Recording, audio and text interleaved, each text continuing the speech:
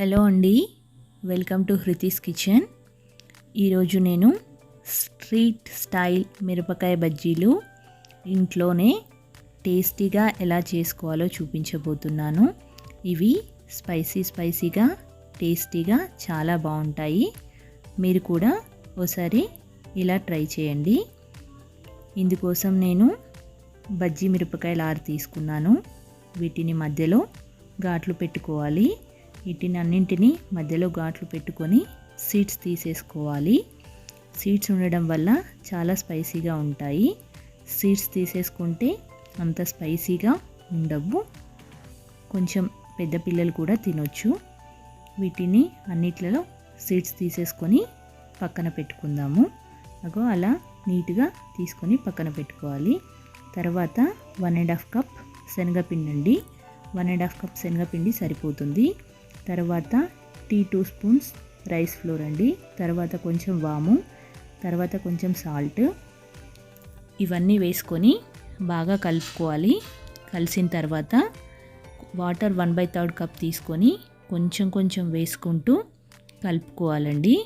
Lumps లేకుండా కలుపుకోవాలి. Water అన్నీ ఒకేసారి పోయొద్దు. వాటర్ అన్నీ ఒకేసారి పోయడం వల్ల పిండి లూజ్ అయిపోతుంది. అందుకని కొంచెం పోసుకుంటూ లమ్స్ లేకుండా కలుపుకోవాలి. వీటిని చేత్తో బాగా బీట్ చేస్తున్నట్టు కలుపుకుంటే బజ్జీలు బాగా పొంగుతాయి.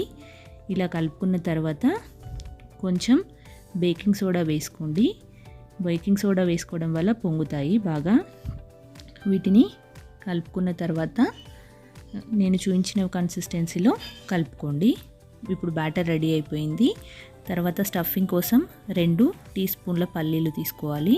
వీటిని మీడియం ఫ్లేమ్లో పెట్టి రోస్ట్ చేసుకోవాలండి. వీటిని మాడగొట్టకూడదు. తర్వాత నువ్వులు కూడా తీసుకోవాలి. 1 టేబుల్ స్పూన్ తీసుకొని రోస్ట్ చేసుకున్నాను నేను. ఇవి కూడా రోస్ట్ అయిన తర్వాత పక్కన పెట్టుకోవాలి. ఇప్పుడు గ్రైండింగ్ కోసం వేయించుకున్న పల్లీలు, అలాగే వేయించుకున్న నువ్వులు, అలాగే 1 స్పూన్ పుట్నాల పప్పు, తర్వాత చిన్న నిమ్మకాయ సైజ్ అంతా నానబెట్టిన చింతపండు వేసుకొని గ్రైండ్ చేసుకోవాలి. తర్వాత చింతపండు అలాగే ఉప్పు కూడా వేసుకొని వీటిని గ్రైండ్ చేసుకోవాలి. ఈ గ్రైండ్ చేసుకున్న పేస్ట్ అన్నింటినీ మనం మిరపకాయలలో ఫిల్ చేసుకోవాలండి. ఈ మిరపకాయలలో ఇది ఫిల్ చేసుకోవడం వల్ల బజ్జీలు చాలా టేస్టీగా ఉంటాయి. ఇవన్నీ ఇలా ఫిల్ చేసుకొని పక్కన పెట్టుకోవాలి. ఇలా పక్కన పెట్టుకున్న తర్వాత డీప్ ఫ్రైకి సరిపడా ఆయిల్ వేడైన తర్వాత మిరపకాయలని శనగపిండిలో డిప్ చేసుకొని డీప్ ఫ్రై చేసుకోవాలి. ఇవి కొంచెం ఒక సైడ్ గ్యాప్ ఇచ్చి వేసుకోవాలండి.